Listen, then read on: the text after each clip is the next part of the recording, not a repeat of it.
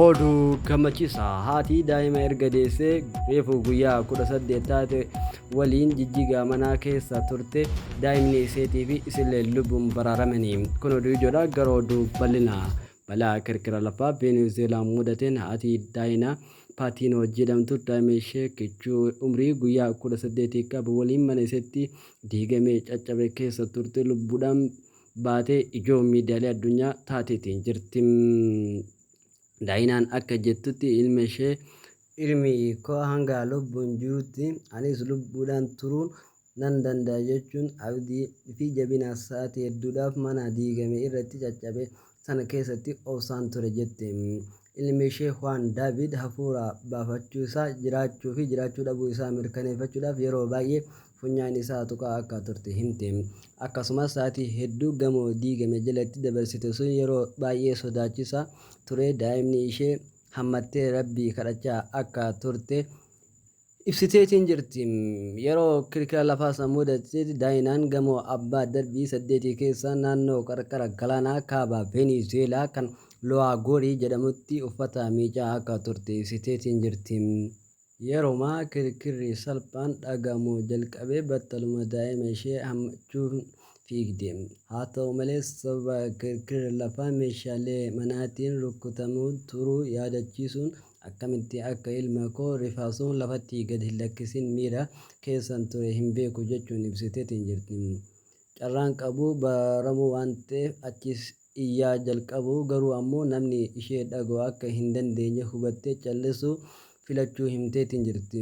Ani ilma koo akkasumas kan hin fidne humna koos akka hin fidne yeroo sagaleen namaa yookaan taankii fi wantoota nama baraaru dhage qofan iyyaa ture jechuun himteetiin jirti. Miilli ishee bitaa konkiriitii waan rukutamteef socho'uu akka hin dandeenye mataan ishee dhagaadhaan ukkaamamuu akka turte himteetiin jirti.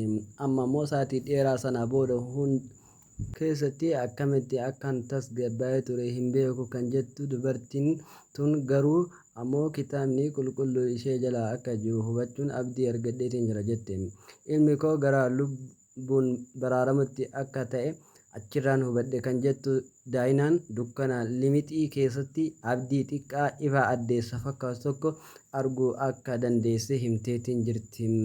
Kanuma keessaa osoo jirtu erga obboleessi ishee maqaa ishee waamee dhageessee booda abdii isheen fayyuuf qabdu caalmatti cimsuu himteetiin jirti. Kun carraa koo isa dhugaadha jedheen humna koo hundaan iyyee asan jira jedheen waame. Obboleessi koos si argeera ammatti ati baatutti si bira dhiisee gar tokkollee hin deemu jedhe jechuun yeroo sana waan ishee mudate ibsite.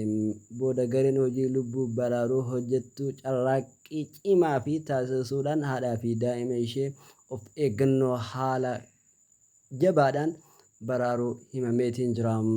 Kirkirri lafaa uumameen miila lameen daa'inarraa miidhaa hamaan yookaan miidhaa jabaan gaheetiin jira jedhame. Ilmi ishee Juan garuu carraa gaarii qabaachuun kan himame yoo ta'u miidhaa sasalphaa qofaaf kan saaxilamedha.